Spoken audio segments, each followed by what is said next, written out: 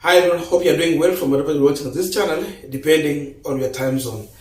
Now, Raila Odinga and William Ruto have initiated a dialogue in what they're referring to as bipartisan dialogue.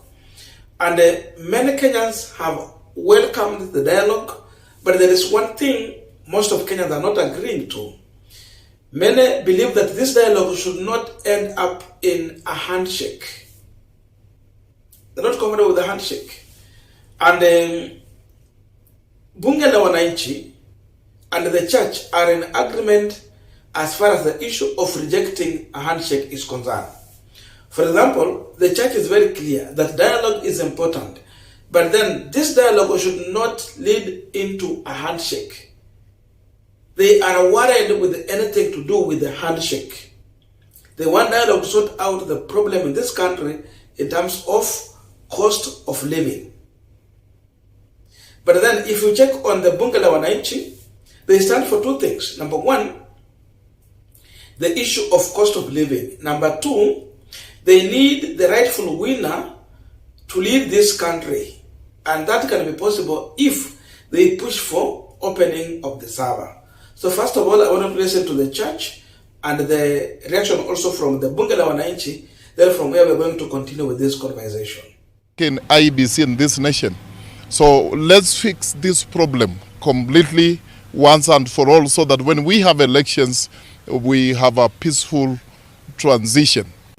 Talking to one another is the only solution that can make even the church, not only the government, to achieve the goals. And therefore, we support vividly the talks that have begun between the opposition and the ruling party currently. As a church, we are praying that the dialogue will be found. And above all, it is not a dialogue to look for positions. It is not a dialogue to drum for other leaders to be included. It is a dialogue that will bring sanity and target the common Mwananchi who is suffering in the rural areas. So as a church, because we live in the community and we work in the community, we look forward that the life of the normal common Mwananchi has really been changed so that they can afford even a living as other people. I don't think that actually the nusu mkate issue is the main issue. The issue is reducing the life. The life is very expensive. Look at the oil, petrol, look at the food, look at the school fees. The common Mwananchi is really suffering. And we are looking for that this dialogue will bring forth a resolution that is lasting, not just a one-time solution. Hata mimi unga imeisha, sukari imeisha. Sina sukari na sina unga. Kwa hivyo baba, unga yangu imeisha, sukari imeisha. Sasa wewe utupatie msimamo yako kamili. Kuanzia leo ama kesho. Sisi tunataka Monday tukue tuko kwa barabara. Hatuchoki. Na nikisikia tu tumepeana mkono, hiyo maneno ya mkono nasikia mkono. Wachane makina maaskofu, waende wapatie Ruto mkono. Juu mimi sikupea Ruto kura. Mimi nasemanga kila siku, sijapea Ruto kura, nilipea wewe. Na kama maaskofu hao walipatia Ruto hao waende kupatia nani? Askofu waende wapatie Ruto mkono. Maneno ya mkono kila saa, wewe ukipita wewe umenyang'anywa, wewe ukipita wewe umenyang'anywa. Kwani wewe ni nini? Wanakuchukua aje? Raundi hii usiwawachie. Maneno ya mkono, mimi nikisikia mkono. Martha Karua, sijui iko wapi? Mfuatana na huyo baba. Akipeana mkono, hiyo mkono ukate. Kama sijafika hapo. Juu mimi nikifika hapo itakuwa mbaya sana. Juu baba atakuwa amenifanyia kitu kingine mbaya sana. Juu sasa mimi nakimbia huku na yeye anaenda anapeana mkono. Mkono ni ya nini? Sasa kuja nipe hiyo mkono mimi. Hata nimpatie aga kidogo. Kuliko apatie Ruto mkono, anampea ya nini? Martha Karua nakwambia usiwache huyo baba. Akipeana tu hiyo mkono kabisa kusema ukweli. Kaka hiyo mkono washina Ruto huko. Juu yeye anapenda masalamu. Yaani masalamu tu. Kama hivi la amesema hataki akashagwa. Tena ya Ruto asipatikana na hiyo tena. Now we are continuing with the panel discussion, but just a quick request for those who are watching and you are not subscribed, please consider subscribing. To our returning subscribers, I must say thank you so much, and again to all our viewers, please give this video a thumbs up. Thank you so much, and back to this discussion. Now, personally, I have also been receiving a lot of calls, messages from people who follow us on YouTube. And many people are very clear. They don't want a handshake. There's no any call I have received that is supporting a handshake. There's no any text I have come across through the WhatsApp that is supporting a handshake. Many people are worried with anything to do with a handshake. And most of these people, because I know 60% of our followers on our channel here is supporting Raila Odinga.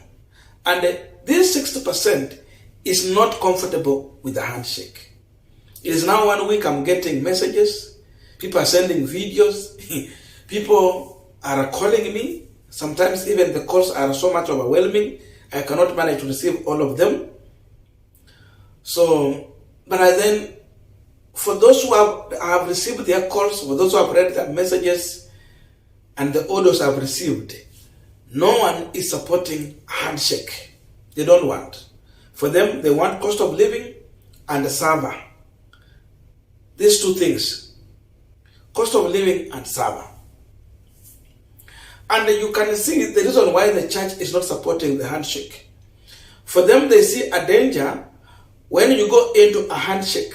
The question is, okay, William Ruto as an individual will be sorted out. Raila Odinga as an individual will be sorted out.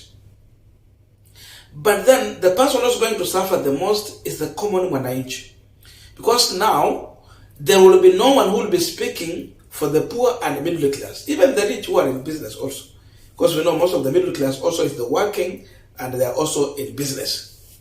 Then the poor, the jobless, the people who are referred to as hustlers, there will be no one who will speak for these people. So because of that, the church is not comfortable with the handshake. At least when we have the government side, then we have the opposition side, which is the minority. We will have someone who will put the government or those who are governing into a task.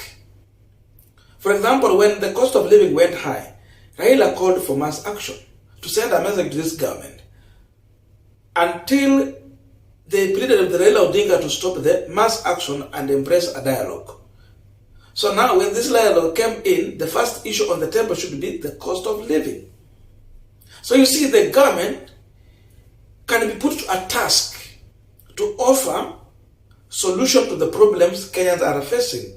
But if we have a handshake, tell me how, if Raila will go into a handshake, he can call for mass action or force this government to lower cost of living. Or assume Raila is the president and Ruto will be in opposition. How will Ruto push for a cost of living if the government is not sorting out the problem when he is in handshake with Raila Odinga? He cannot. Either side cannot. So it means there should be a line between the ruling and those who are in opposition. That's why the church is not comfortable. Number two, the issue of Bunge La Wananchi, which many people are supporting. Bunge La Wananchi, largely, they need servers to be open. The reason is that they are not comfortable being led with someone whom they are not sure if really won an election or not. There's no one who can trust IBC. Because they have been seen and they have been proved to be compromised. A lot of lobbying used to happen when you have an election. Ukienda Bomas, lobbying inafanyika huko ni hatari sana. The US will be lobbying, the UK will be lobbying. So IBC is an enterprise. Political parties will be lobbying. So you end up having a result courtesy of lobbying, but not courtesy of the ballot paper. Because of this, Bunge La Wananchi and many Kenyans believe that servers must be opened so that they can confirm. The issue here is to confirm. is it true that Ruto won election? If they confirm and found that Ruto won election, they will say, okay, then let us allow Ruto to work and we play the opposition role. Everyone will be satisfied and they will call William Ruto our president. For example, up to now, many people are yet to recognize Ruto as the president. Wanamwita tu Ruto. And if the servers will confirm that Raila won election, then the public will be demanding that let the winner be given his rightful space. So that now the winner will be the president. That is what Bunge La Wananchi and many Kenyans are pushing for. To confirm if Ruto won or if he lost. And if he lost, then let have a rightful winner and Ruto play his rightful role. Because what many people believe is that if you have a president who never won an election through the ballot, the issue of solving the problem that Kenyans are facing becomes a problem because he knows how he got to power. He knows who put him in power. So, having such a person in Statehouse and thinking that he will sort out your problem is a nightmare. So Wakenya wanajua hivyo. That's why they want the rightful winner to be known. And if it will be William Ruto who won the election, then they will have a right to ask him to either sort out the problem or through the public they can also remove him from office if it's not working for the people. Then cost of living. So that is the position of many Kenyans. They want the rightful winner to lead them, not someone who is a project of another country to manage Kenyan economy in a way that is going to suit those outsiders from the West. I don't know your views, but let us continue with this conversation through the comment section. Thank you.